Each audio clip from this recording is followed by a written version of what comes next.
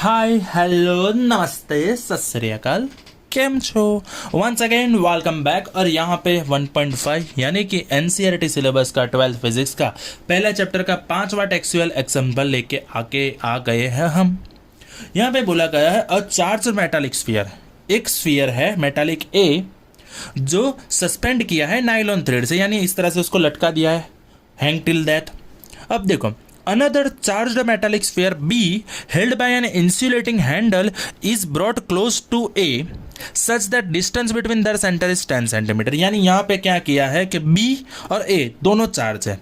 Let's say कि A के ऊपर जो चार्ज है वो है QA जितना और B के ऊपर जो चार्ज है वो है QB जितना।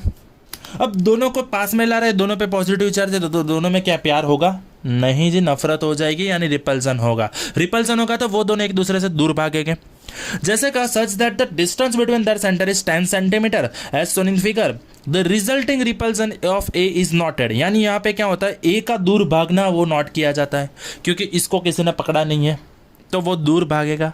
ठीक है, उसके लिए क्या किया है, signing beam of light measuring the deflection of it shadow of the screen. यानी यहाँ पे देखो, एक यहाँ पे मैंने स्क्रीन रख दिया, यहाँ पे मैंने टॉर्च लाइट चालू की है, तो इसका शेडो यहाँ पे था।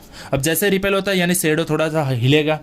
अब शेडो यहाँ पे हिलेगा विच मीन्स वहाँ पे रिपल्सन हुआ है। अब देखो, spheres A and B are touched by spheres C and D. वो कैसे है बेटा? अनचार्ज्ड है, यानी QC की वैल्यू 0 है, QD की वैल्यू 0 है।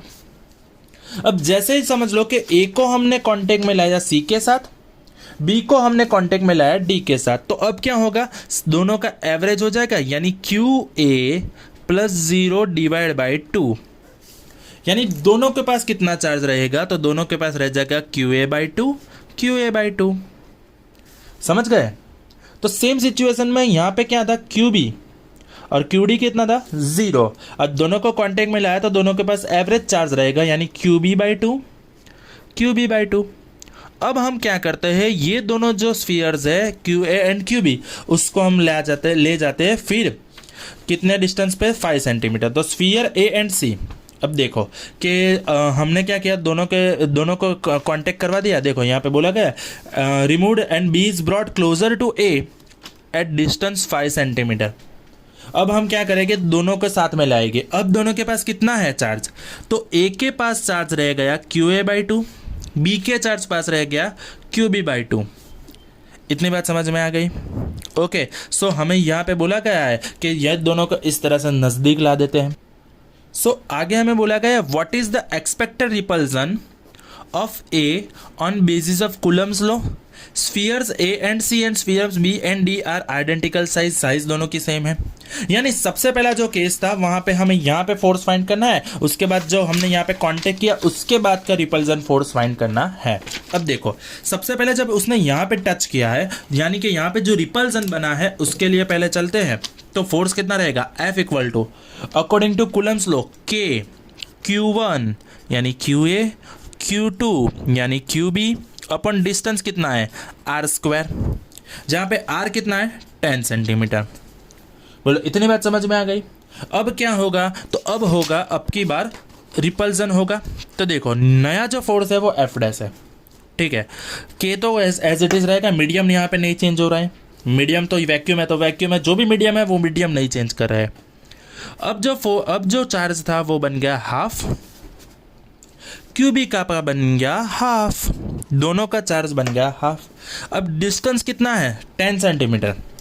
R डैश जो है वो 5 सेंटीमीटर है, यानी वो बोल सकते हैं हम 10 बाई 2 सेंटीमीटर, यानी कि R बाई 2 सेंटीमीटर। यानी नया जो डिस्टेंस है वो पुराने डिस्टेंस से हाफ है। इतनी बात समझ में आ गई? सो यहाँ पे देखो, F dash is equal to क्या हो जाएगा, K QA QB divide by 4 upon R² divide by 4। 2 2 जा 4, 2 का स्क्वायर 4, 4 4 कैंसल्ड आउट, 4 1 जा 4, यानी 4 4 उड़ जाएगा, फुर हो जाएगा फुर। सो यहाँ पे फोर्स कितना रह जाएगा, K QA QB upon R²। पर रुको, ये फोर्स कितना था, F जितना, K QA QB upon R², K QA QB upon R²। यानी जो नया फोर्स है वो पुराने जितना ही है। समझ में आ गई इतनी चीज? तो यहाँ पे एक चीज समझ लो आप, एक चीज़ काफ़ी शांति से समझ लो कि जितना बड़ा प्रॉब्लम है इतना छोटा सम है कि भाई पहले दो चार्ज स्फीयर थे, साथ में लाए 10 सेंटीमीटर पे, फिर हमने क्या किया, दोनों का कांटेक्ट करवाया और दोनों ने अपने चार्ज को दान में दे दिए। उसके बाद क्या हुआ, दोनों को थोड़े और नज़दीक लाए, तो नया फोर्स कितना रहेगा। अगर हाँ यहाँ पे 10 सेंटीमीटर होता तो जो नया फोर्स होता वो पुराने फोर्स से 4 टाइम्स स्मॉलर होता। बोलो समझ में आ गई? इतनी बात पक्का? तो ये वीडियो में हमने एग्जाम्पल नंबर 1.5 जो एकदम इजी है वो सॉल्व किया है। ओके, तो आज के ये वीडियो में हम इतना ही रखते हैं। Done, thank you, that's it from my side, bye bye.